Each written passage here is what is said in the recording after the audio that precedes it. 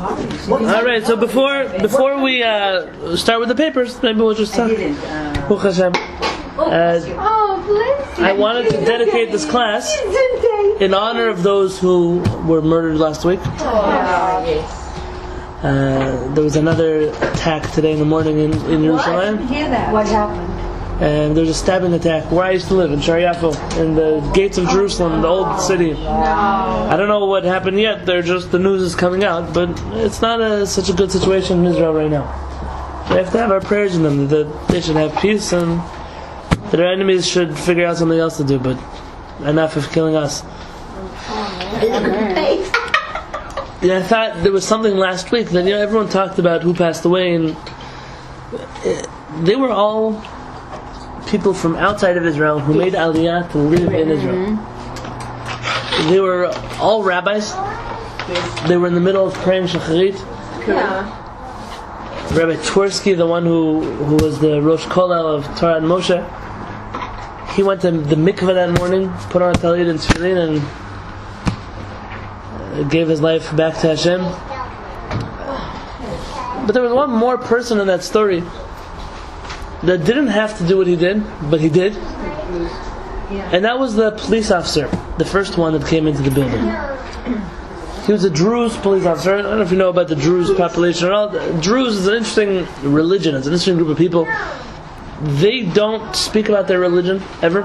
You don't really know what Druze do or don't believe, or what they practice or don't practice. And very often Druze will pass themselves off as other religions, so they won't have to give over their identity as of their own religion. Why? That's their religion. We don't know. The Druze, suffice it to say that they're a breakaway of a very, very old Islamic movement called the Sufi Muslims, who were prevalent in the times of the Rambam. They were very active then. And as they broke away, they took different ideas in from different religions, which no longer makes them a Muslim group, but they're a Middle Eastern religion that developed over time. And not all Druze are friendly to the state of Israel. The Druze are very some are for and some are against. Very loyal to the country that they're living in. And as I mentioned before in this class, the Druze in northern Israel are not loyal to the state of Israel, most of them, because they don't believe that the state of Israel is going to keep the Golan Heights. And they believe that one day the Israelis will wake up and give back the Golan Heights, and they'll be murdered by their other host country that's going to receive the Golan Heights. I mean, they know the Israelis better than the Israelis know the Israelis. But for the most part, the Druze are not so much friends of ours as they are enemies of the Arabs who murdered them and killed them and persecuted them throughout the generations. In the words of Rabbi Hollander, once when I was in his class in elementary school, he described the situation as the enemy of my enemy is my friend. And that's pretty much where our relationship stands. This specific person was from a village up north, and he worked in Jerusalem as a traffic cop. He traveled at 95 miles a day to get to work. Wow. Because he held of his position of the Israeli police is a very important job. He was very proud of being an Israeli police officer. And he was a traffic cop. What is a traffic cop? He's a guy who walks around giving tickets to the cars parked on the wrong side of the street. And he's not a police officer that responds to tragedies or responds to shootouts or those kind of things. And he heard shooting going on inside of the Beit Knesset, and he stopped what he was doing and didn't call. He just went into the building, and he lost his life. He was married. He was 30 years old, married to a 21-year-old girl. They just had a 4-month-old baby, and there were numerous amounts of Kiddush Hashems that went around there. At his funeral, you had hundreds and hundreds and hundreds of Orthodox Jews who went to his funeral to show that their appreciation, their support. And it was a certain moment of unity between the Jewish and non-Jewish communities in Israel, which I thought was very moving. On top of that, there was an interesting psak halachic ruling that was put out by Rabbi Uziel Autopsy in his day. Do you say a hashkava? Hashkava is, in your language, yiskor, or el malei rachamim. For a person, such as this Druze police officer, who gave up his life protecting Jews, but isn't Jewish. Yes, you can. Well, I mean, that's you said, but it's an interesting question. Is it a hunch? We've never really had this situation before. We've never really had a situation in our history where non-Jews were giving up their lives to protect us. Normally, that's not the way our history worked out. Normally, it was pretty much the other way around. There was nobody to protect us, and that's why we were saying Yizkor for people. And here, Rabbi Uziel Autopsy says, yes, you must say Hashkava for him. Yes. And he used the same nusach, the same words you would use for a Jewish person. Because, especially the Druze, he said, are monotheists, they believe in one God, so they believe in an afterlife of the neshama. So, he says, we would give them offer hashkavat like everybody else. And he writes very nice things. Rabbi Yosef says, this person becomes michasidei umot ha'olam. This means one of the righteous non-Jews that are in the world. There's a certain level of non-Jew that gave up his life to help the Jewish people, or is very active in helping the Jewish people. This person deserves a title called Chasidei Umot Alam. He's a Chassid, he's a righteous person, not Jewish though, but a righteous person. Your chair is waiting for you. Right there. And that's what we did this week. We did this in the Sephardic Kehillat this week. We said Hashkava also for those who were murdered, and also for this police officer who was murdered, all in the same prayer service. It's interesting that you say that, because it came up in Kabbalah's scripture. This is being recorded, so I'm just asking you to be careful with what you say. No. Okay. I'm quite happy to say it. That's fine. It came up in scripture, and Rabbi Franklin said that somebody said they wanted to say a prayers for somebody who wasn't Jewish, and it was the anniversary of their death, and he said, absolutely. Okay, well, come on, that's the right psak. That's the right attitude. And again, this is really what brings us back to what we're talking about here. We can make room if anybody want to pull up a chair here. You're more than welcome. Don't feel you have to be back there. This is really the important part of this discussion, and that is, we know. Is that my baby? He knows his mom's coming home soon.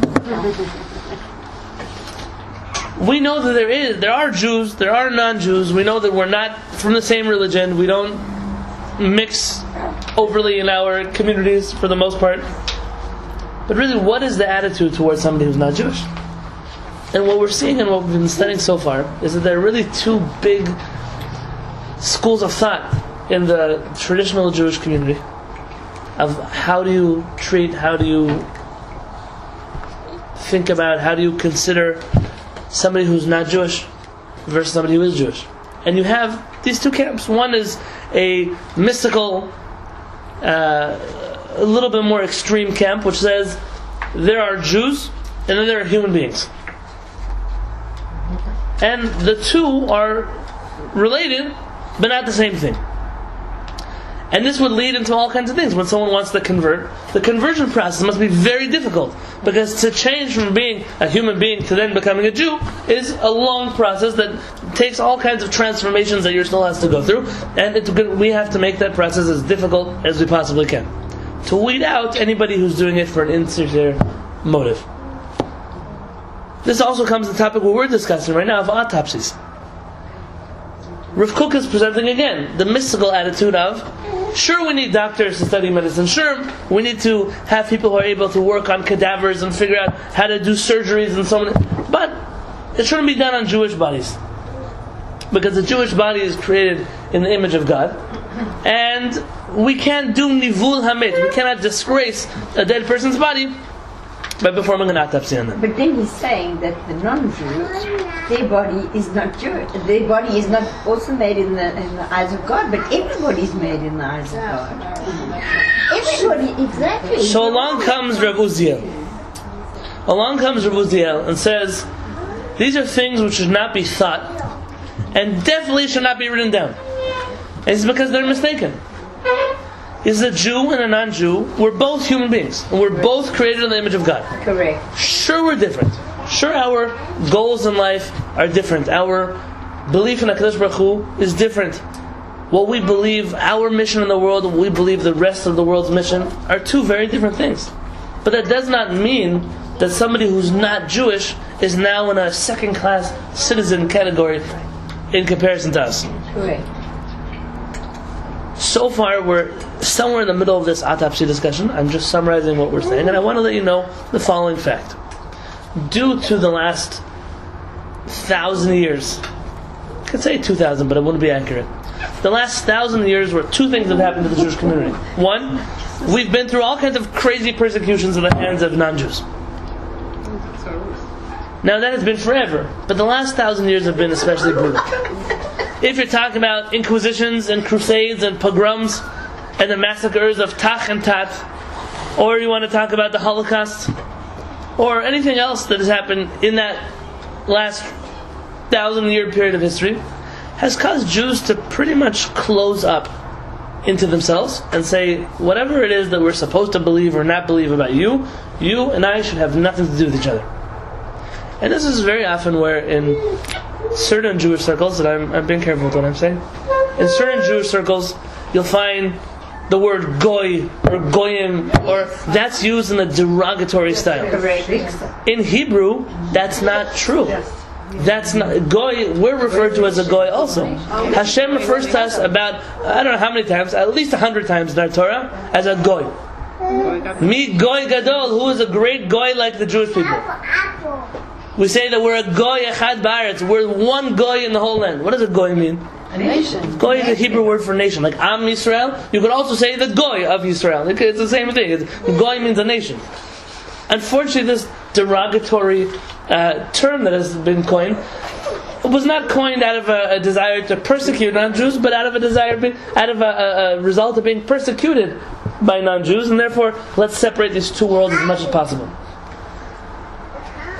There's a second thing that happened to the Jewish community which caused this split to happen, and that is the mystical elements of Jewish tradition which have come out in the last 1,000 years. What do I mean by that? What happened in the last 1,000 years in regards to Jewish mysticism? It's really developed. What does it mean by developed? I venture to say that 2,000 years ago, Jewish mysticism was in better shape than it is today. Yeah, but because now it's shared by the mass. Commercialized. Here's the difference. Madonna. But it's not real. Less than 1,000 years ago, but I'm going to still keep my 1,000-year number. In this last, at least 500 years, Jews have started studying Jewish mysticism, Jewish Kabbalah, Jewish works of Sod, of Nistar, all these terms. Some call it esoteric, some call it mysticism, some call it whatever they want to call it. You use a word in Hebrew, we call it Kabbalah. It went from being something that very select few individuals were allowed to study. Select few meaning some of our greatest rabbis did not study Kabbalah. Correct. It's a question as to whether the Rambam even knew what a Zohar looked like. Now it's true, there's a grandson of the Rambam who shows that everything his grandfather wrote is Al-Pi Kabbalah somewhere. He was a big mystic. And so I do not believe that the Rambam and Kabbalah are mutually exclusive. I believe that anyone who believes that doesn't understand either Kabbalah or the Rambam. Both. But I will tell you the truth is that we don't consider knowing the secrets of the universe, of Sod, of Nistar, to be a fundamental part of being a Jewish person. It didn't used to be. But in the last few hundred years, suddenly this has become a raging topic which has been taught to the masses. Masses meaning in rabbis first, and then those people to their students. That is exactly what should have been said. No. It was not a good idea. Because very often what it says in the Kabbalah and the Zohar and different works of Kabbalah are very deep concepts that unless you know how to think like a Kabbalist, you can pervert until the ends of the world. I mean, some of the greatest crooks of our Jewish history were inspired by none other than Kabbalah. Not by the Tanakh, not by the Gemara. Yeshu, Jesus, was inspired by none other than the writings of Kabbalah. And he manipulated those concepts of God ever having different parts and different character traits to mean that God can have different parts of him that are really one, and so on and so forth. You could find many sources for the Trinity in Kabbalistic literature if you don't know how to study Kabbalah. Because according to Kabbalah, one is not really one could be many. But that's only if you don't know Kabbalah. Baruch Spinoza, you ever heard of him? Yes. Baruch Spinoza was a student of none other than a rabbi whose books are coming in the mail to me in just a few hours. I ordered them. I finally found them after I've been looking for them for 6 years for these books. I finally tracked them down in New York. They had 2 copies in stock. I said, give me both of them. I'm holding on to them. Rabbi Menashe ben Israel, who was one of the giant philosophers of Portugal, was none other than the study partner of Rembrandt. What? The one painting that we have of Rabbi Menashe ben Israel was painted by Rembrandt, the famous artist. He was one of the giants of Sephardic tradition, Rabbi Menashe ben Israel, and his student was none other than Baruch Spinoza. Rabbi Menashe ben Israel was respected not just in the Jewish community but outside of the Jewish community as a Torah scholar who was also a worldly philosopher. He was a scientist. He wrote books in Jewish law and commentaries on the Torah in 5 different languages: in Hebrew, in Aramaic, in Portuguese, in Spanish, in Latin, and he also wrote a book in English. Wow. In English. So This is Spinoza. No, his Rebbe. Oh, he's really. His Rebbe. Baruch Spinoza didn't come out of nowhere. He was a heretic in our tradition, but his teachings were based and rooted in Kabbalistic literature that he didn't finish understanding. Shabtai Tzvi, ever heard of him? Yes. Shabtai Tzvi, the famous false messiah. This is a person who declared himself Mashiach in Europe, and then traveled around with a false prophet telling the whole world he was Mashiach. He had tens of thousands of followers. This is 300 years ago. Tens of thousands of followers, including many great rabbis. Rabbis whose names you've heard. And Shabtai Tzvi did crazy things in the name of Kabbalah. Shabtai Tzvi, I'm sorry to say this publicly or on tape, was one of the most sexually promiscuous people in Jewish history. He organized Kabbalistic orgies. He married 3 different people, one of them being a Sefer Torah, which he had marital relations with. Shabtai Tzvi was crazy, but it came out of a misunderstanding, a lack of knowledge when he was studying Kabbalah. The history goes on. And in our generation, instead of keeping certain things where they should be by people who understand them, we're doing even worse. We're teaching Kabbalah to the whole world. And you should not understand me incorrectly. I quote Kabbalistic sources very often in the things that I teach. It's very different than telling someone, I'm teaching you Sod. I'm teaching you Nistar. I'm teaching you Kabbalah. Concepts of Kabbalah that are practical to your life, you must study. But the Kabbalistic books and the works that have been working on for thousands of years, not everyone has the right to venture into that field and pick whatever fruit they want and eat it and then spread it out to the world. I'm reading a book that takes place in the year 275 BC, no, AD, in Surah, Jewish Babylonian community. And a lot of references to certain rabbis, not all rabbis, studying the secret Torah, being able to cast spells, and some women being chareshtas, or I forget the exact name, sorceresses. And ordinary people like... that's one word. Okay. But another one begins with a S-H-A-R, chareshtas. Sorcerers. And ordinary people like us, if your child, had a bad cold and you were sneezing, coughing, swollen glands, you might go to one of these women and she would take a pot and inscribe something on the pot and come to your home and bury it below his window. And this seemed to have been standard. I'm assuming it's a historical fiction? It is historical fiction based on Rav Hizda's family. Right. The problem with historical fiction, and you're not the first person to bring up, not that book specifically, but these kind of works, is very often there are ideas that were brought out about certain periods that were not accepted in rabbinic literature as existing, yes, but not as mainstream or accepted. For example, in that generation, when you had such ladies doing such things, our rabbis were responsible for almost putting them to death. I mean, this wasn't accepted in rabbinic tradition. And yet, in this particular, she's a pretty good researcher, this author. She has this occurring right in Rav Hizda's family. Okay. And he's a pretty well-known Talmudic... Okay, so even worse. So it goes back more than 1,000 years. This is a problem. It's a problem. I'll tell you why it's a problem. According to Kabbalah, there are different kinds of souls. Different kinds of souls and different kinds of beings and different kinds of lives and different kinds of creations. And Kabbalistic literature says that every Jew has 3 souls. You know that? 3, I know about 2.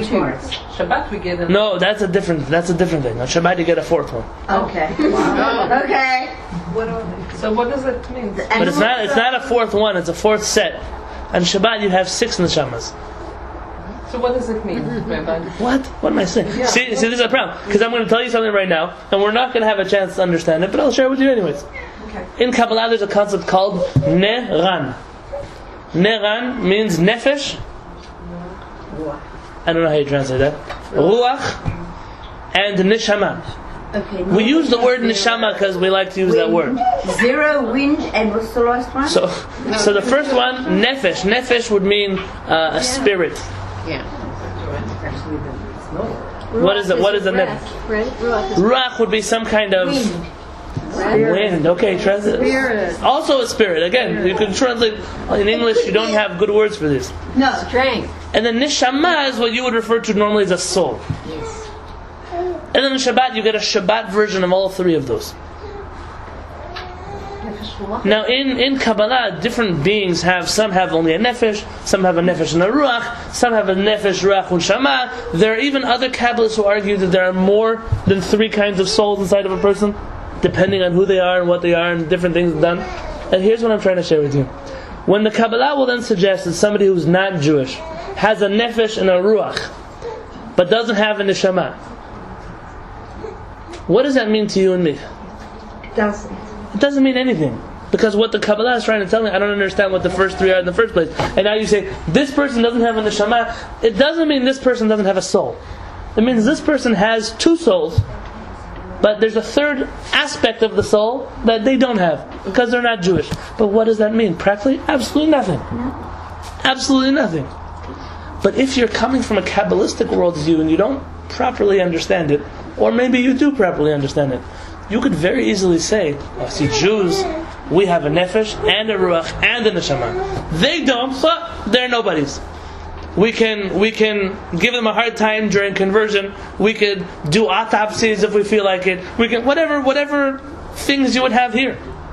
This is a very Kabbalistic influence on Judaism. And it's a negative Kabbalistic influence on Judaism. I'm not here speaking against Kabbalah. I'm speaking against those who use Kabbalistic ideas without fully understanding them. Because the true Kabbalists didn't have a differentiation between those who were Jewish and those who were not Jewish. But people can use these terms, especially when you teach it to the masses, and then use all kinds of things with it. Come all kinds of conclusions with it, which then change the structure of Jewish existence, our relationship to Jews and to non-Jews. I once asked this question to a whole group of students. Not all observant, but I asked them a question. Are you allowed to steal from somebody who's not Jewish? No. No steal is no steal. That's for still, period. No steal. Right. Everyone agrees? Yeah. Okay, thank you. But there are different rulings Oh. to the punishment. That's fine, but not stealing is not stealing. Right. Not stealing is not stealing. Correct. Some, not based in any Jewish tradition, would say, oh, if it's from a non-Jewish store, if it's a non-Jewish person, don't tell me you've never heard this before. You can scream what at me, but you can't tell me that you never heard this before. And this again comes from a worldview of 1, the non-Jew is bad, he's persecuting us and we have to stay away. 2, maybe they're not even on the same, I'm using a word right now, level as I am. And therefore, there are ways around it. It's a criminal mind. That's the sugar. I'm sharing with you now, this is an idea. It's not. But when there's, I'm just going to, when there is when somebody is allowed to be converted, and now She's not saying it's wrong. She's right. She's saying it's not unusual to hear that people think this way. It's not unusual. I'm not saying it's right. Okay. It's justification, though. So does he get an issue? Yeah, that's what. Oh, you hear what she just asked? So what happens to a person who is then not Jewish and goes through this process and becomes Jewish? So according to those Kabbalists, he's getting a whole new set of neshama, which is why it's such a complicated process to go through. From who? From Hashem. From Hashem. Why? Well. Because he always had it there. He always had it there. He always had it there. He had the potential to get it, and now he got it. And this is why then Kabbalists have to struggle with, well, so this person who converted must have been on Mount Sinai with us, because that means he must have had a neshama that was waiting for him 2,000 years later to come. And you've heard these concepts before. He must have put the energizer down. Okay, all of these concepts are not wrong, but they're misunderstood, and then they're used for all kinds of things. Says Rabbi Uziel, and I believe he wrote it somewhere. Let's read the last on page 5. We'll go back a page.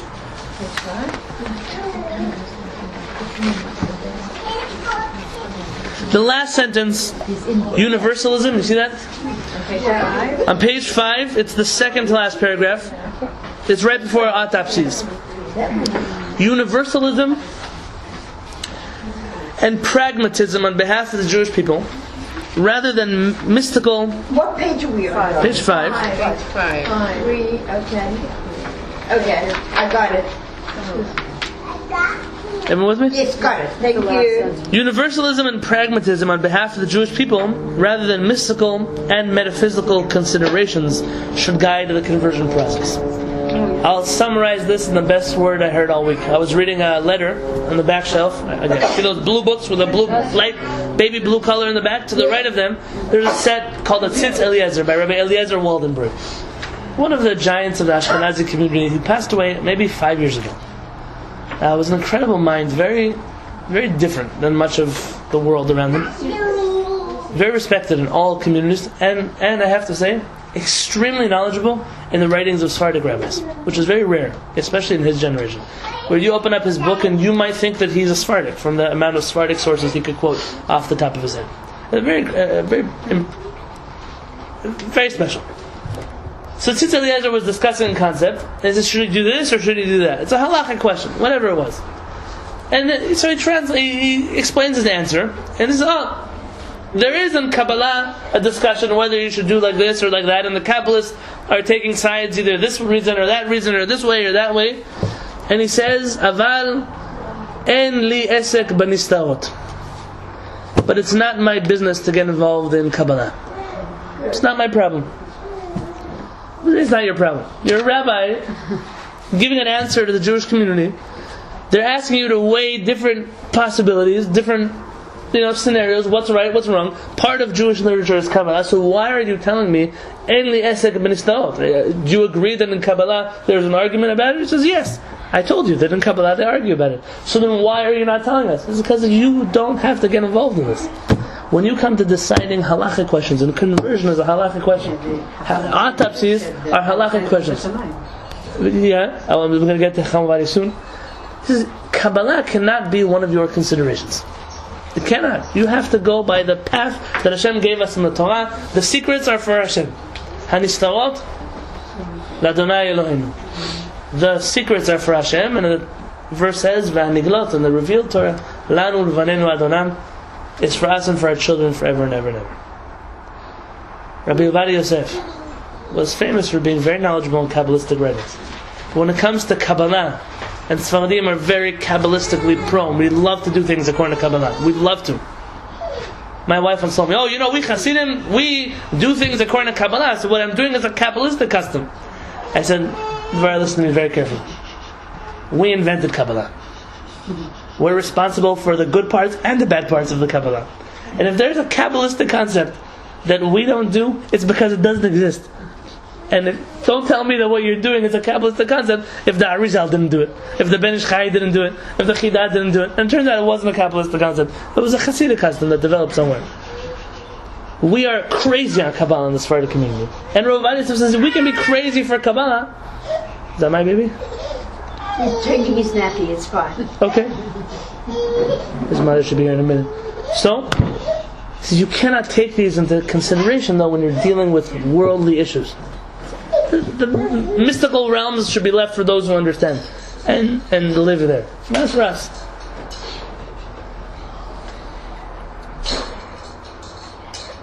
I once heard a family member of mine, not from my family though, through marriage, was telling stories to the kids, this story and that story, and the Baal Shem Tov, and this rabbi and this rebbe and all. And every story had a comment. I could tell you the story. There was a Jewish town, and there was an evil goy. An evil non-Jewish person who was out to get the people in the town, or the person in the town, or the rabbi in the town. And they prayed and prayed and prayed. Then Hashem made a miracle, and He left them alone, or He dropped dead, or He ran away, or whatever happened. The whole same story, just different characters in every story. And I said, I don't understand why these are the stories that you share. If you want fairy tales, we have fairy tales. Open up a book of fairy tales. We have stories about our rabbis. None of them have to do. This one was a big tzaddik. This one learned Torah. This one respected his wife. This one had beautiful children. This one, those are wonderful stories to share. Why does every story have the bad guy in it, or in this case maybe the bad goy in it? Because there's a certain culture that's developed. Half because the world around us really did persecute us, and half because we've allowed certain ideas that we don't fully understand to permeate the worldview that we really should have. Which, like you said, everyone is created in the image of God. And again, Rabbi Uziel is telling us something that's not crazy. But the world is 1,000 years away from what used to be normal. And now Rabbi Uziel is trying to knock some sense back into the Jews, and he's saying, oh, they're having a hard time accepting it. Because we're 1,000 years of persecution and 1,000 years of mystical concepts we don't understand away from really understanding what is Judaism. Autopsies. That was my introduction.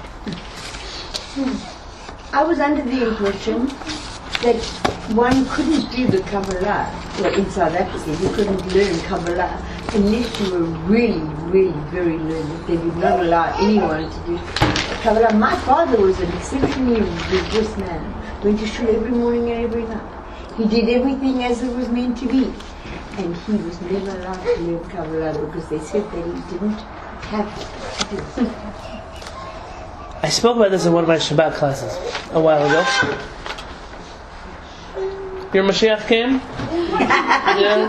He said he didn't have it, or he didn't have to do it. No, but the rabbi said that all the knowledge he had, he didn't have it to understand and to appreciate it, to be able to handle the Kabbalah. And I believe that because I didn't. So I'll share with you what I shared with the people in my class about a month ago.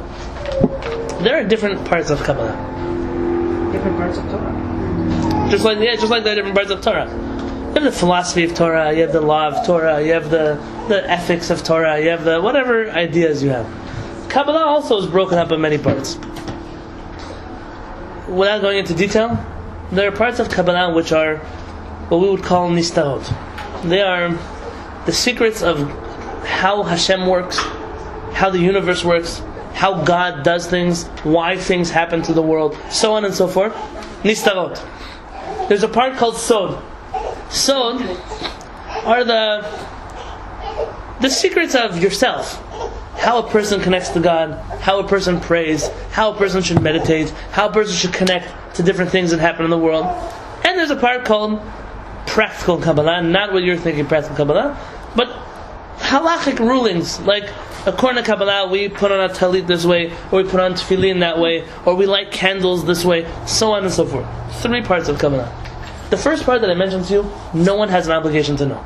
First figure out yourself, your world, then figure out the other 10 worlds and God's world and how God thinks. You don't even know how you think, but you're trying to figure out how God thinks for.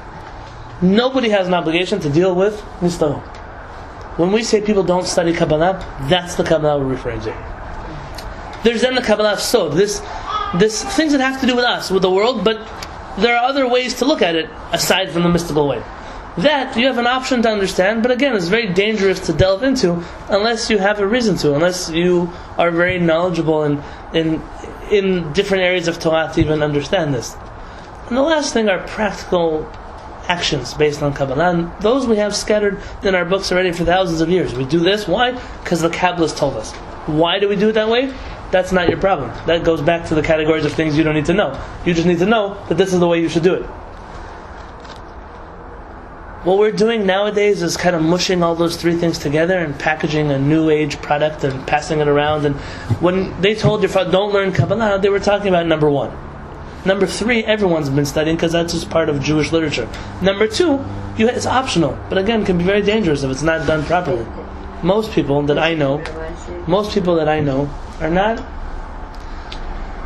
qualified to be studying, let alone teaching Kabbalah. That's exactly what it is. And so they shouldn't. But it's a hot topic, so they do. Because it brings in, I don't know, ratings, it brings in popularity, it brings in all kinds of things like that.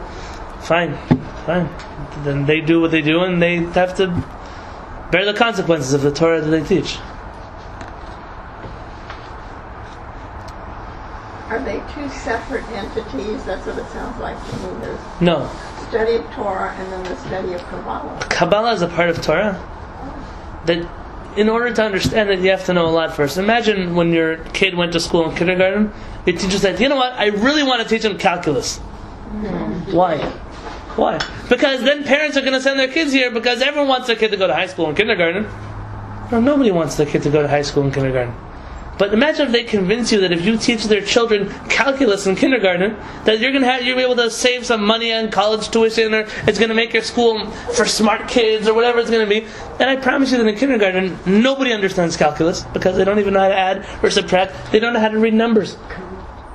And what they do is they've jumped the gun on something, and it's chaval, because what it does is that either they're going to have to water down something and call it calculus when it's not really calculus. As much of the Kabbalah that's taught today is just watered down Jewish concept. I could do it too. I'm sure you could do it. No, anyone could do it. It's watered down spiritual concepts because it's become very popular in certain circuits in Hollywood. It's pop culture, and that's a problem when Judaism caters to pop culture.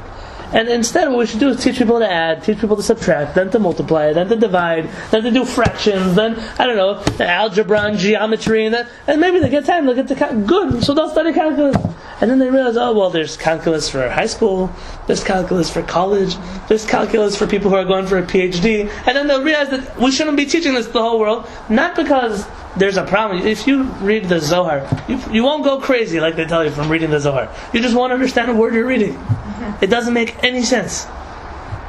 And that's the beauty of Kabbalah. It's not separate. It's just you need to know a lot to understand it. And it's a waste of people's time when you teach them things that they don't really understand or are not so practical to their life. I think the reason it's become popular in Hollywood and elsewhere is that people are desperately looking for something which can give them an explanation that there's more than just what happened so far this morning in your life. Yeah. There's a bigger reason for it. And I think they go to take these classes or online or whatnot because it's a quick jump start. You're right. They don't have to go to 2nd through 12th grade if you can just get it in kindergarten. And that's what they get. They get a very kindergarten-ish.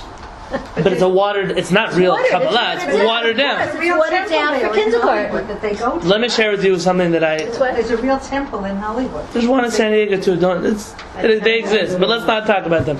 Yeah. We have in our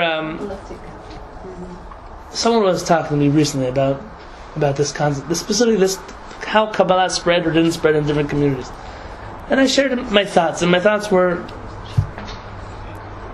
there were a number of reactions to Kabbalah in the Jewish community when it started being revealed and become popularized about 1,000 years ago, 600 give it. The Ashkenazim rejected it. It's not our business to deal with it. We don't want to talk about it. We don't want to touch it. We don't want to do anything with it. And that led to a very ritual-based, very learned-based, where there was this part between those who learned Torah and those who didn't. Called this Lithuanian Jewry before the rise of Chassidut. And Jews were really turned off because if I wasn't an academic or I wasn't part of this, then Torah had nothing to offer me because there was no spiritual part of it. It was just very rigid rules and regulations that I was studying in yeshiva. So along comes a man by the name of Rabbi Uziel Baal Shem Tov. Before I get to the Baal Shem Tov, he had another camp. And this camp said, forget Jewish observance and halacha and Torah, let's just do Kabbalah. These are the precursors to whatever temple you were talking about. Judaism and Kabbalah are so different, you don't even have to be Jewish to do Kabbalah. You don't even have to observe Judaism to delve into Kabbalah. Right? You separate the two of them. It's its own thing. That led to whatever disastrous results it led to. There's no even good ending to that story. But in the Ashkenazi world, there was a separation. So along comes a very holy person by the name of Rabbi Israel Baal Shem Tov. The Baal Shem Tov, the founder of the Hasidic movement. And his whole purpose was, let's bring back spirituality, let's bring back Kabbalah, let's bring back things to the Jewish community that's a dry bone religion in Europe. And he does. And he realizes a few things. Nobody understands what he's saying. Hasidim will never tell you this. Nobody understands what he's saying. Because how in the world are you going to understand a Kabbalist if you don't know anything? And so what does he do? He develops a school of thought called Chassidut. Chassidut, is my wife in the room next door? No, she's not. She is? She's listening, don't worry. Chassidut is Kabbalistic ideas that were reformed, rewritten, reorganized for the common person to be able to understand. Good. Like the Tanya? No? And then you have books of Chassidut, which even the educated person can't understand, such as Tanya. Yes. Such as the Kedushat Levi, Yes. from Rabbi Levi Tzadok Berdichev. Such as the Noam Elimelech, Rabbi Elimelech of Lezhensk. Such as the Likutei Moharan of Rabbi Nachman of Breslov. These were like the founders of the Hasidic movement, and they wrote concentrated Kabbalah down in books. And so now you have people who, they've made themselves experts in these Hasidic writings, and they tell everyone who wants can study this book, and study that book, and the third book. Let me tell you, I don't know anybody, at least not this side of the coast, that really understands Tanya. Really, I'm not talking about who can read it and translate it and tell you whatever it says, but really understands it, really gets it. I've read it 4 times. I don't know what this was written by the master of Kabbalists, Rabbi Shneur Zalman of Liadi. The first Lubavitcher Rebbe was not a joke. He was a giant in Kabbalah. And when people say, "Oh, well, let's teach it to kids in elementary school," do you know what that means? That means you're saying that the greatest work of Kabbalah ever written is something that little kids can understand. It's not a beginner's book to Judaism. This is like even rabbis don't know how to understand the Tanya. And so when I say that I don't teach people Tanya, for example, it's not out of a disrespect to the Tanya. It's out of a profound knowledge that we're not good enough for this book. And if you want to be, so then let's take baby steps into getting there. But to make that a beginner's book, to make Rabbi Nachman of Breslov's writings things that you hand out on top of cars when you're dancing in Israel, that's the biggest disrespect you could do. It's not for the people, it's for the giants. But yet in the Hasidic movement, and as I've observed it, at least at Chabad, all the young children learn Tanya, and the young... Learning and understanding are two different things. They certainly and by the way, this is the failure, in my eyes, of the Hasidic movement. The Hasidic movement still does tremendous things. But the failure is that they had to water down their teaching so much that you really lost that... You know, when you read about the early Hasidic masters, it's kind of like you went back to Tzfat. In the times of Rabbi Yosef Karo and the Arizal and Rabbi Moshe Cordovero, and they were like flying on magic carpets. It was like a magical world of Kabbalists. You read about Berdichev and you read about Mishbush and you read about where all these big Rebbes live. This was an unbelievable spiritual world. And then you walk into Williamsburg today, where it's a real Hasidic community, a lot of Hasidic Rebbes, and Chassidut is not about flying around and meditating and prayer and dancing and things. It has become about wearing a fuzzy hat and a long coat. Because you can't. This is not masses Torah. This is Torah for select individuals who are super in tune to it. And you can't mass produce Kabbalah. You can't. It just doesn't work. So the Hasidic movement gained in that it brought a lot of people close, and it failed in that it wasn't really able to pass on these Achadi traditions to anybody.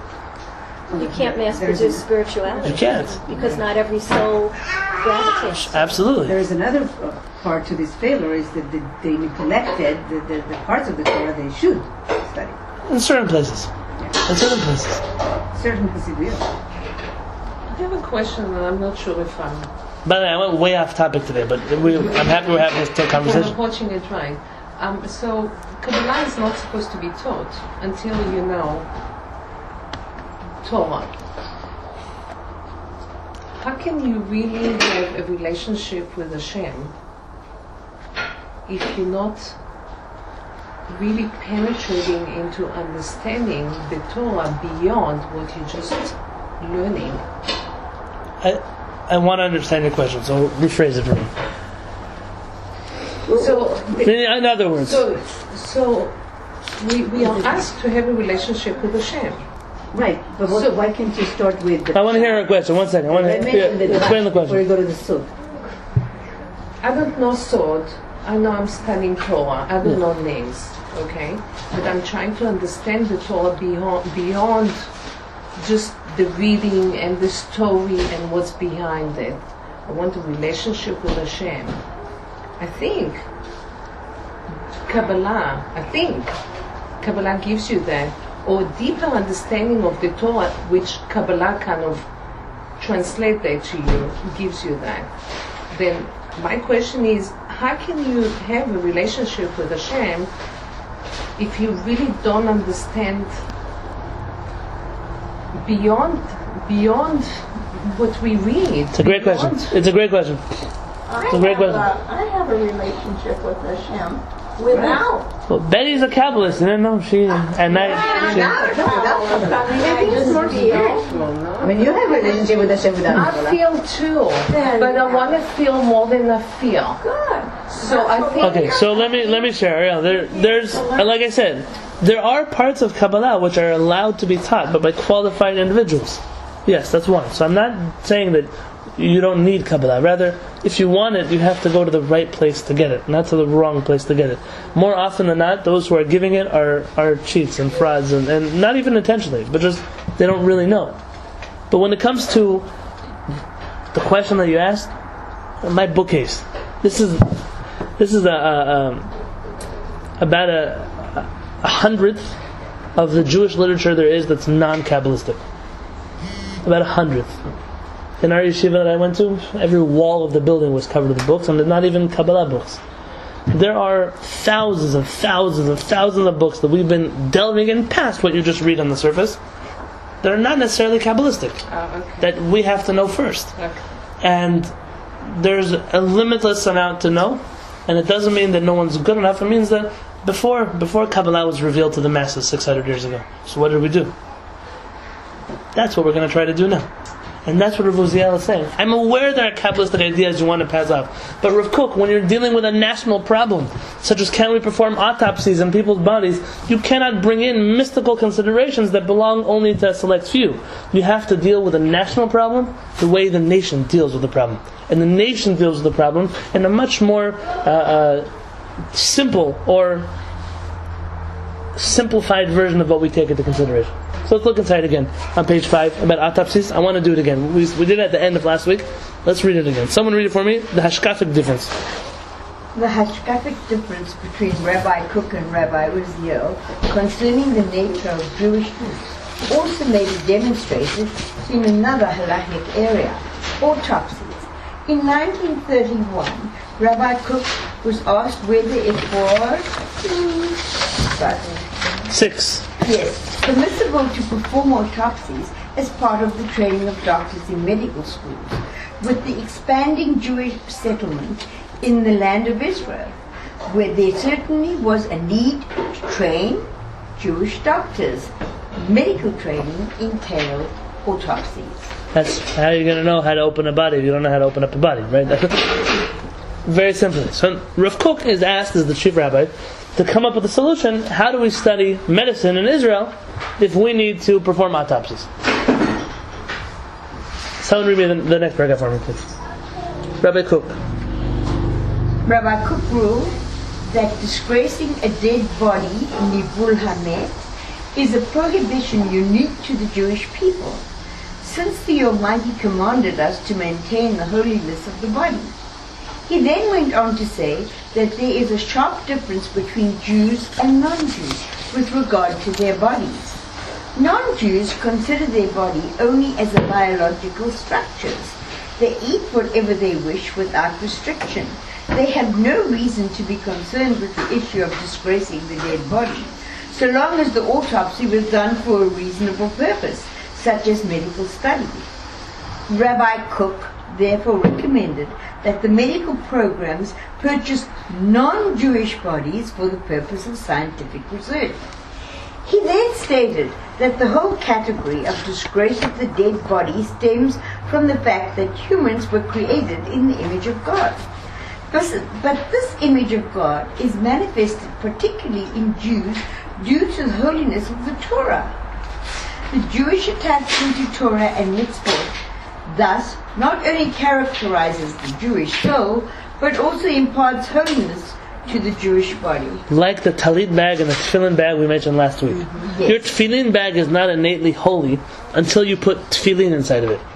A body is not innately in the image of God until they put Torah and mitzvah inside of it. And therefore, once a person is in that area of, it's a tefillin bag that was used for tefillin, even if it says, I want to be cut up afterwards and used for something else, you can't. You can't give permission that your body should become disgraced in this fashion of an autopsy, says Rabbi Kook. But a non-Jew who doesn't view his body to be a tefillin bag, it's a bag, and it held him in this world, and now he's done, it's over. If he gives you permission, so use it. And therefore, a medical school should make sure to take only non-Jewish bodies when studying medicine. But then at the same time too, what happens to a Jewish body that doesn't take all the holiness, does not take the mitzvot, and does not have Torah within? Is a Jewish soul that was born, Jewish. So what happened to that Jew? There are two ways to take it, and according to Kabbalah, both ways are valid. But let's just leave it that there's a good answer to the question and a bad answer to the question. The good answer to the question: every Jew in the world has done some mitzvah in his life that then makes his body holy. That's the good answer. That was nicely put. But that was politically correct. It's very diplomatic. That was very Rabbi Uziel. Now here comes the Sephardic chief rabbi. And again, this is in a hope to explain the difference between these two camps. Consider it even the bleed. Along comes Rabbi Uziel and says, please, somebody. Rabbi Uziel wrote a lengthy responsum on the subject of autopsies, although he specified that his responsum was theoretical rather than a formal legal ruling. La halakha velo lemase aseh. In reviewing the halakhic literature on the Nivu Hamet, Rabbi Uziel concluded that this category applies only when a dead body is treated disrespectfully. Autopsies performed in a respectful manner for the sake of medical knowledge do not constitute, according to Rabbi Uziel, Nivul Hamet. He points out that there have been many rabbinical sages throughout Jewish history who were also medical doctors. They could not have learned their profession without having performed autopsy. We mentioned last week that's speculation, but speculation that probably makes sense. I mean, how does he know that the Rambam cut up bodies? And assume that the Rambam, when he writes things about medicine, is not because he had X-ray fingers. Probably he looked into the body himself, and it just makes sense that he would have allowed this.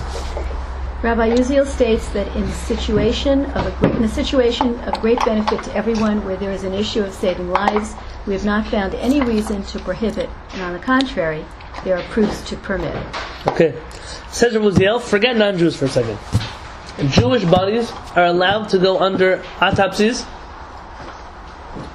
if it's for the hope or for the desire to save lives or to increase medical knowledge, which will save lives in the future. This is not nivul hamet; it is going for a respectful purpose. And Rav Uziel says, not only do I not find a reason to prohibit it, I actually find reasons to permit it, to save people's lives. And yeah.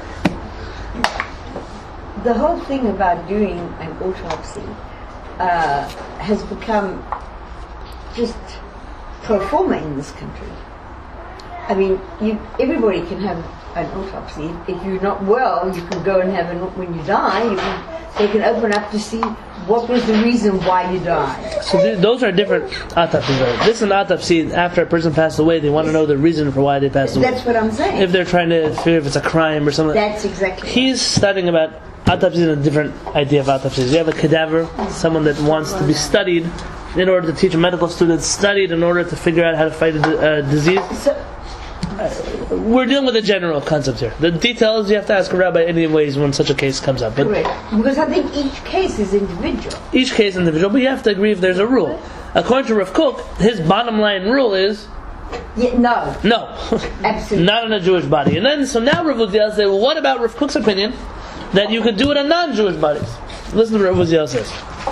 Someone read this Rabbi one. Uziel considers the question of whether it would be preferable to obtain non-Jewish bodies for the purpose of autopsy.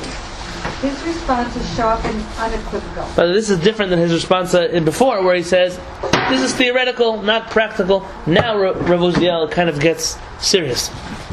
Certainly this should not be said, and more certainly should not be written, since the prohibition of Navel stems from the humiliation caused to all humans. That is to say, it is a humiliation to cause the body of the human, created in the image of God and graced with knowledge and understanding, to master and rule over all creation, to be left disgraced and rotting in public. There is no difference between Jews and non-Jews in the sense that all are created in the image of God. The Jew has no claim to higher status in this regard.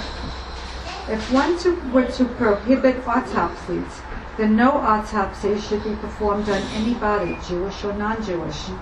The result would be that no doctors could be trained, with the consequent result of an increased illness, suffering, and death. There you have it. That's Rabbi Uziel.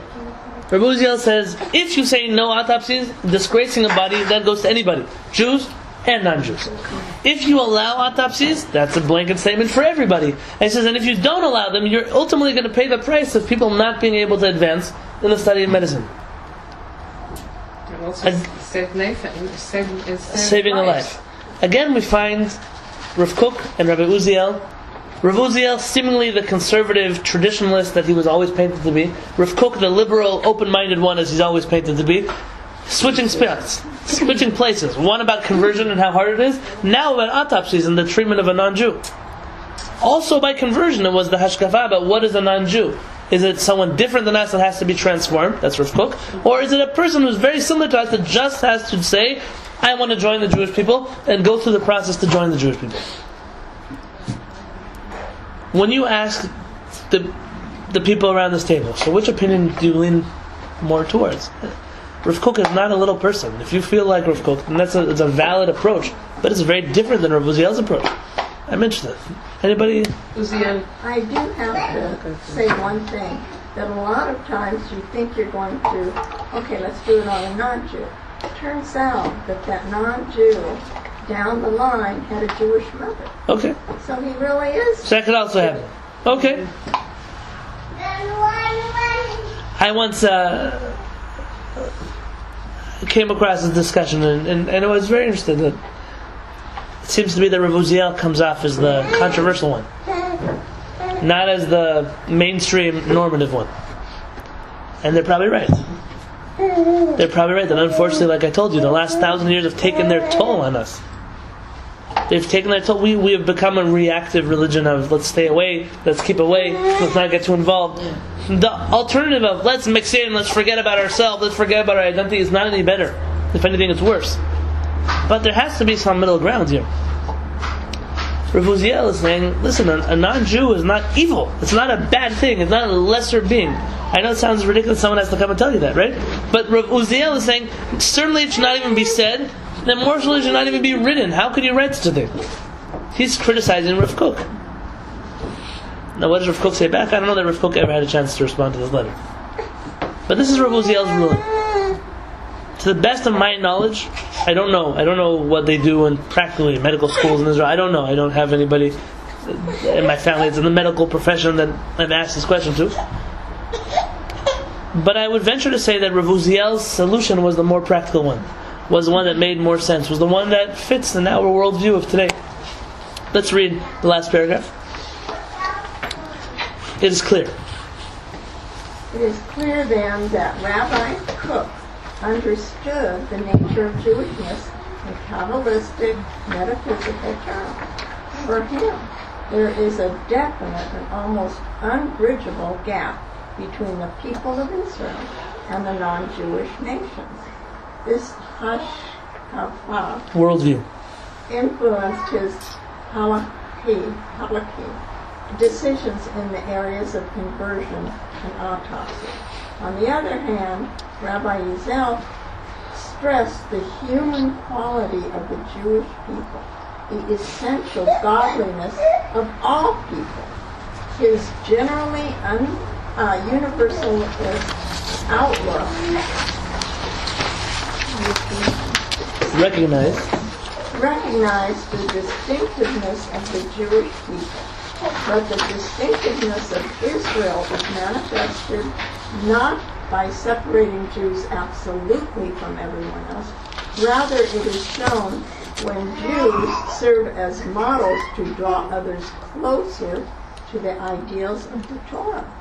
This hashkafa pervades his discussions of conversion and autopsy. This is exactly what I meant when I told you the other week. That if Rabbi Uziel was taught more, and Rabbi Uziel was studying more, and not just Rabbi Uziel, but all of those rabbis that he's part of their camp, that he's continuing their legacy, you wouldn't have so many breakaways from Judaism like you do today, who have in essence just been trying to fight the first opinion to bring about the second opinion. They would know the second opinion already exists a long time ago. It's already been part of Jewish tradition. We've already had this fight before, and they wouldn't feel the need to fight, to separate, to move away, to open a new branch, a new denomination, a new group. And I really feel that we're shortchanging the world when we try to hide certain opinions from the Jewish community. And we do. Rav Uziel's students, Rav Uziel's school of thought, pretty much shut down after Rabbi Uziel passed away. Really? Rav Uziel's student, I told you I ordered some of his books, and I have some of his books here. Rav Uziel's student, and that's a book that you could rarely find anywhere. Books of halakha, but in the spirit of Rabbi Uziel. They're quoted in certain works, like Rabbi Yosef is very often quoting Mishpatei Uziel from Rabbi Uziel. But at the end of the day, this school of thought was shut down. Partially because the mainstream Ashkenazi camp from Rav Kook's families didn't like it. And second, the Sfaradim ran away from it, because what that meant, and you have to remember, as we put the context in the other week, when you were a Sephardic Jew who felt like a minority with an inferiority complex in the state of Israel, you don't want to stick out any more than you have to. It's bad enough, excuse me if I'm making generalizations, it's bad enough if your skin is a different color. It's bad enough if your accent is a little bit different. It's bad enough if you pray from a different siddur, and it's bad enough if you have a last name. You don't also want to stick out as having a completely different worldview that directly opposes the other people's worldview. Rav Uziel and Rav Kook are fighting head to head over here. And it's much easier for someone who's Sephardic to say, listen, we're all the same. We agree on everything except for the tunes in which we pray. That's the furthest thing from the truth possible. The furthest thing from the truth possible. Sephardic Judaism is not a style. It's not a tradition. Of course I don't tell this to the world. We're all Jews. To us, we're all Jews. But you have to know that the Sephardic world is more than just a tradition. It's a movement, it's a philosophy, it's a worldview that says we cannot accept this other rigid, exclusive worldview that came from other countries. But the Sfaradim ran away from it. The Ashkenazim had a choice never to adopt it. I don't blame them. I blame the Sfaradim for running away. And here's why you have something special. Remember when I told you who are going to be the ones to save the Sfaradim? What did I tell you that week? Who's going to save the Sfaradim? Themselves. No, they can't save themselves. You know, it says that a person, his whole life was a prison warden. Now he's locked in prison, he can't get himself out. Because he's on the inside. You can't save yourself, even if you're once a prison warden. The Sfaradim cannot save themselves. Who's going to save the Sfaradim? The Ashkenazim. The Ashkenazim who in the last 60 years developed new movements, developed new ideologies that are very similar to the Sephardic worldview. And they'll say, wow, why did you guys run away from this? And they'll tell them, listen, you can get back on your feet. There's now a world that's willing to accept these ideas again. There's a world that's willing to think like this. You around the table. In the early years of the formation of the State of Israel, when Moroccans and Libyan Jews, etc., made Aliyah to Israel, they were separated. They were sent. They wanted to go to Tel Aviv and pick up their careers. No, they weren't allowed. They were sent to. You don't have to tell me about it. We know all about it. Kehillat Gat in the middle of nowhere, and told this is where you're going to live. When we got married, they were isolated. When we got married and we came to San Diego, I won't say everyone, there was a very common reaction that we got to being married from people that you might think are very enlightened and very open-minded, and their reaction was, wow, you guys got married? Sephardim and Ashkenazim got married? To Hasidic group? Someone asked me, your wife is Sephardic, right? I said, not at all. So well, then why would she marry you? That was someone here at Shul told me that. Today. Yeah. And not a person person who's even maybe they showed up to shul that one time in their whole life. They're not even people that are really part of this whole picture in the first place. Am I lying? No. When we were dating, somebody told me, he said, he might. I said, this is definitely what I'm looking for. They asked my wife, why you want to marry him? Right. I said, we match in every area besides for the fact that he's from San Diego and I'm from Brooklyn, so we have different lingo, but everything else matches. I said, he's gold. So they said, just because a pair of shoes is golden doesn't mean it fits. It's not for you. It doesn't fit you. I said, how do you know if it fits me or not? Because it doesn't fit us. This is the year 2014. But I don't. You can believe it. Believe it. But to be fair, our rabbis were the ones who were pushing us. My rabbi and her rabbi. Mine. Both of ours. I remember when I told my rabbi that he's Sephardi. He said, yeah. I said, no, he's Sephardi. People are making a very big issue about it around us. He said, so what? We don't discriminate here. If he's good, he's good. If he's not, it doesn't matter who he is. Exactly. But here I'm not just critiquing our religious community. I have enough critique for my religious community. I can keep it. I do it all the time. But in general, we think we're so out of this loop. We're so out of it. We're really not. And that again is reason why. I have friends that are Sephardic that change their last name. What? Why? People who are in my class, not people who are, because they don't want to stick out too much, so they're Sephardic. Why? Because they treated you, in a way that how many Jews try to cover up how Jewish they are? When I see a Jewish person with a Star of David necklace, so I said, forget their connection to synagogue. Forget it. I'm not judging here. I'm very proud that someone says, you know what? Forget. I'm wearing a Jewish star necklace. I'm proud about being Jewish. Yes. I'm very proud when I hear someone says, my son goes to public school and they had a Christmas party. I said, you're not going to school today. But all of his friends, so he learns that he's not. No, so maybe syndicate to a Jewish school. That's a different discussion. But for someone to be proud enough to say, I don't have to melt in, I don't have to mix in, because I have something, that takes a lot. And normally it's not very easy to stand up against everyone. And it's not. I don't think that in America the non-Jewish world is persecuting us, not at all. But it feels much better to fit in than it does to stick out. It feels very fun, when you walk down the street and see, wow, all these houses have lights on them, except for that one, and that one, and that one. That's how you find all the Jews, by the way. That's how you know wherever Jews live in the neighborhood. Almost. Or the decorated. Or the lazy people, right? One of the two. It's the houses you need to go. We had a snowman. We had an electric snowman in front of our house. We have in Baltimore, that's something called a Hanukkah house. Yeah. They decorate the whole house with white and blue lights, and they have light-up dreidels in the front yard and a huge menorah. Yeah. Okay, fine, I got it. But in general, it's hard to stick out. And so Rabbi Uziel's philosophy pretty much has been exterminated from the Jewish community. Pretty much. It's been wiped out. We don't want to hear about it. We don't want to know about it. We don't want you to change our conversion standards. We don't want you to change the way we look or think or talk about non-Jews. And especially this next conversation that we're going to have next week, God willing, women and civic life.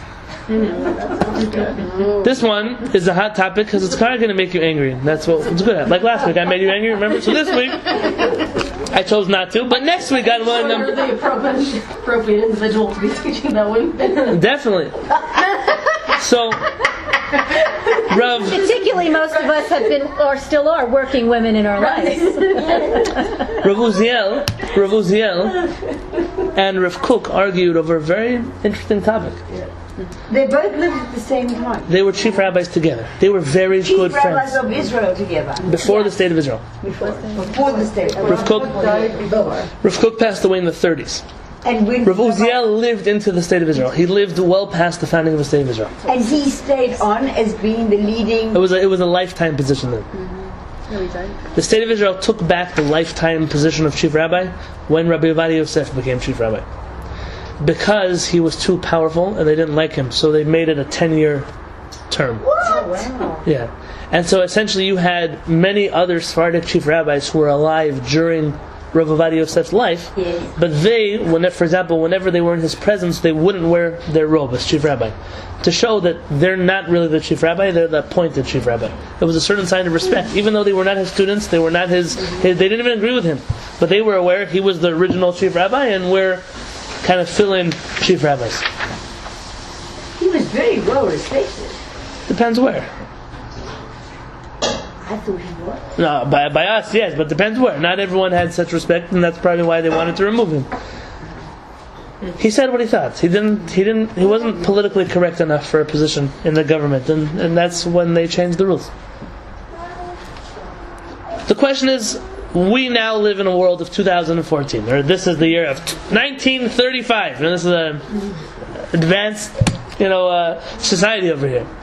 It's amazing how much the world has changed since then. And not even so long ago. In the 1930s, you had a very big question. The state of Israel had a female prime minister, and this country still hasn't had a female president. Yes, we're in dire need of one. Let me. Now you're thinking about running? Let me tell you, I'm not here to say this way or that way, but it says something about a country. When the Israelis came, when they threw away everything, they threw away their religion. That was the first thing they threw away when they were founding this country, in Israel. They also threw away all kinds of social norms and culture norms that existed in the places they came from, in a dream to be socialist, in a dream to be different, in a dream to be then that became democratic when they decided the socialists weren't going to give them money anymore. And then there's a whole thing that Israel, they wanted to just break all the bounds. And you had interesting things. In kibbutzim, people weren't married to each other, because why should you believe in the institution of marriage? Children didn't live with their parents. Children lived in children communes, and the parents had visitation rights with them, because they have someone else raise your children. It was an interesting way of life. Part of that way of life was, so what if in the rest of the world ladies are still fighting to have jobs? But we want to know, can a lady be the mayor of one of our kibbutzim? Of course. Can a lady vote in our... What do you mean, of course? This is the 1930s. This is the whole different planet. And now they're asking, maybe there's a halakhic problem with this. Maybe, they don't know. Nobody knows why ladies weren't. They thought maybe there's something religiously wrong with a lady holding public office, with a lady voting. And so they asked the chief rabbis, can you clarify this for us? Can you clarify this? And again, you're going to have a very extreme argument between Rabbi Kook and between Rabbi Uziel. Ironically, those who were so quick to reject Rabbi Uziel in the first two opinions were very quick to adopt him in this opinion. Oh, really? Because it's good to have rabbis that you can pick out of the bag whenever you want. Suddenly you hear rabbis say, oh, Rabbi Uziel, he said ladies can do da-da-da-da. Yeah, but what about Rabbi Uziel in the rest of his life, in the rest of his books, in the rest of his writings? Why did he... But that's the way the world works. Pick and choose, pick and choose, pick and choose. It's a big problem. I have a question. What happened with these 464,000 Jews that still can't be Jews in Israel? What's going on with that? So the chief rabbinate today, yes, follows Rav Kook. Yes. And mainstream Jewish groups, just let's hold people back as long as we can. Why do we have to convert anybody? Give me a good reason. And that's the unfortunate reality in Israel. It's even worse outside of Israel. It might sound better outside of Israel. It's even worse outside of Israel. The worst part in Israel is that being Jewish directly connects to your government standing, and it's like a legal thing, not just a Jewish thing. Outside of Israel, thank God you're not bound legally by any of these groups or anything like that. But religiously, I don't think it's any better. When you find rabbis here that are too nice to people who are trying to convert, or too open-minded when it comes to conversion, the first thing people do is dub them as not valid rabbis. There's a famous rabbi in Los Angeles. I don't want to mention his name. Someone who I've never studied from, I don't have a working relationship with, but someone who I've met a few times. Someone who's a very knowledgeable Torah scholar. Very means probably one of the greatest in the West Coast in regards to Torah knowledge. He has a Beit Din, a rabbinic court. And his conversion policies are very different than that of other. But he's not bound to any set of rules or politics or anything else. And I recently found out that there are some places that have said that his kashrut is not kosher, that his converts are not actually Jewish, that his weddings are not actually binding, all kinds of things they put out. And that seems to be becoming the mainstream opinion out here in the West Coast. Starting in San Diego. Ending, I don't even want to know where. Starting in San Diego. There are schools that won't accept children of families that he converted. Here in San Diego. And you have to ask yourself a question. what is he really doing? He's a Beit Din, he's a Dayan. What does a Dayan mean? Judge. That means that he has more smicha, more credentials than any rabbi in this town. Any of us. I don't want to say anything. He's one head above us, at least in stature. Whether I agree with him all the time or not is my own issue. I'm allowed to. But that doesn't take away his credentials as a qualified rabbi. He has a Beit Din, a rabbinic court. That says something about him. He holds a certain connection with the chief rabbis of Israel who accept anyone that he converts in Israel. So all of a sudden, in California, we're better. We're going to have a different standard. But it's politics. It's a different worldview that he's trying to bring to the table. And it's not going to go well for him. I don't pity him. I just pity what he's going to have to go through while he's trying to do it. He's going to essentially burn every bridge that he's ever had in the hopes of trying to bring a sane worldview to the Jewish community. And he's in LA. He's not in San Diego. No, not San Diego. So, Rabbi, you saying that the chief Rabbi Kook is the one that is deciding. So, in Israel. Well, he's not. I personally think that if Rav Kook was alive today, he'd come up with a solution. Rav Kook had a special love for Jews that overrode many of his other considerations. But his school of thought, Rav Kook is not the inventor of this ideology. Just like Rabbi Uziel did not invent his ideology. They're both just giving you a modern format, a modern version of ideas that we've been fighting about for 2,000 years.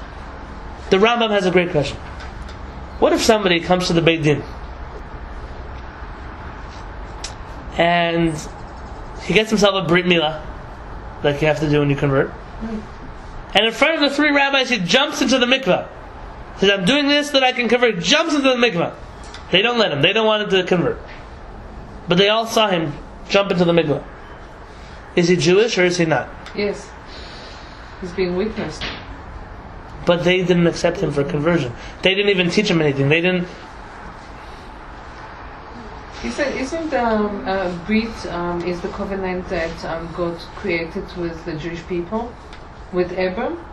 Wasn't that the source of the covenant that... I don't understand. What does the covenant have to do with anything? With the Brit. So what? Half the world has Brits. Muslim have Doesn't make them Jewish. 8 years old do it.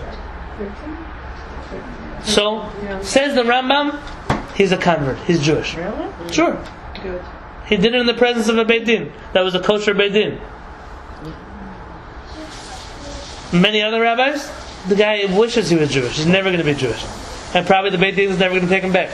Who prevailed in this argument? For some reason the world rejected the Rambam and was very quick to accept those who argue. You have other questions that come up in modern day thought. What if a lady needs to go to the mikvah and a Beit Din? She has to go in front of the men. So today what they do is they come with a very big robe, or they put a sheet on top of the water so the rabbi can't see into the mikvah. Those are... Can a rabbi see her about to get into the mikvah and then allow ladies to watch her be the ones to go into the mikvah so she feels more comfortable? Again, you're going to have this divide. Some say absolutely. Some say over our dead body. And you have, don't look at me funny, I'm just sharing with you. You have different ideas, and like everything in the world of halakha, you will ultimately have to decide between this idea or that idea. What we're allowing our communities to get away with is insanity.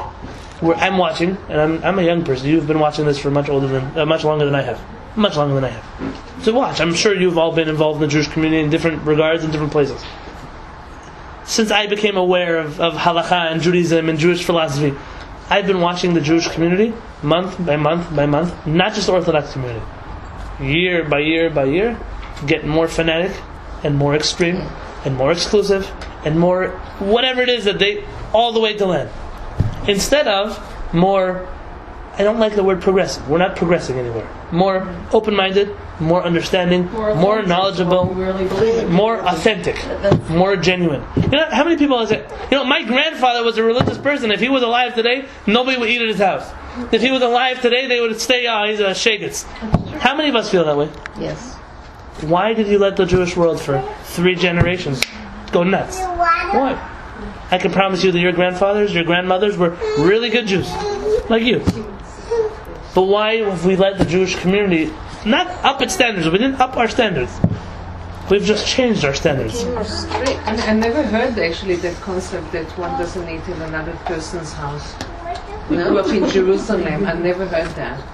for me. And actually, you're saying that we've seen more than you have because we are older. I came to a place actually which I haven't seen at all because of being disgusted, and that was, I'm sorry, back in South Africa. I've seen discrimination between Jews to Jews, okay, between Ashkenazi and Sephardi. No, it's not just South Africa. You have to look at her. The whole world's like that. No, only because she's from South Africa also. I haven't You bear the seen responsibility of all South Africa. I haven't seen discrimination between Gentiles. I never, honestly, experienced discrimination. I've got a lot of non-Jewish friends, and they're non-Jewish, and they respect me. They try to find people in their families that are Jewish. They want to show me that they are related to me. Can I share with you something this week? I just want to make it. My wife says, you can't make the Jews look so bad. And she always tells me after my class, you can't make the Jews look so bad. So let me share with you a story. This week, I was speaking to somebody who's Asian, not Jewish. Just quit their job. Why? Because their manager, their boss, they were promoted, and their boss was promoted over them. That boss was Latino. He said, I refuse to work for somebody who's Hispanic. Quit their job. It's not just the whole. It's just 2014. What is the deal? What's the problem? If they got promoted over you, then that means they're probably better than you, and there's a reason why you're working for them, right? Maybe, unless whatever. So, but where their grandparents, what country they? I'm talking about somebody who's not American as American gets, an Asian American, and I'll tell you that this. Unfortunately, instead of us leading the discussion and saying, we're going to show the world that it really doesn't make a difference, we're going to show the world that really we have to get our act together. Because everyone's looking at, if the Jews can, what Arabs think? If the Jews can fight each other and throw rocks at each other and scream at each other, well, we can kill them too. Yeah. If they're not getting along, why should we get along with them? We'll never That's get something along, to think though. about. We're too disparate in all That's our something to points think of about. view. And I'll share with you. I'm asking you. With you. If someone 100%. disagree with her in a minute, because some people are looking at their clocks. Right? 1 second. I want. So you'll hear them disagree in just a second. Yeah. Better be ready. So I don't even disagree with her. So there's. That's because I'm always right. Why would you disagree? See? That's why. When it comes to our Judaism, someone asks me, what is your mission statement? What is your mission statement? My mission statement is not to further Sephardic Judaism per se. It's not. I'm the rabbi of the Sephardic community. I very much believe in, I'm a Sephardic person, I'm connected to my community. My mission statement is to bring back the normalcy, the authenticism, and the genuinity of your grandparents' Torah. Your grandparents' Judaism. That's what I'm trying to bring back. I don't pride myself on the fact that anyone is holier than their grandparents. I think to the detriment. Our grandparents were much better people. Could even be our parents. Doesn't make a difference. That's a generic term I'm using for people who came before us. Our grandparents were much more in ancient Arabic erlach than we are today. They were much more. That's not Arabic. Really, don't get confused. They're much more in Hebrew shfuim, much more sane, much more knowledgeable than we are. And I don't think that we have to have a Judaism today that outdoes them, that outgrades them. And I very much believe that they were based on sources. They were based in Rabbi Uziel. They were based in the Tanakh. They were based in the Shulchan Aruch. And we have to bring that back. And together, in this group, we're going to do it.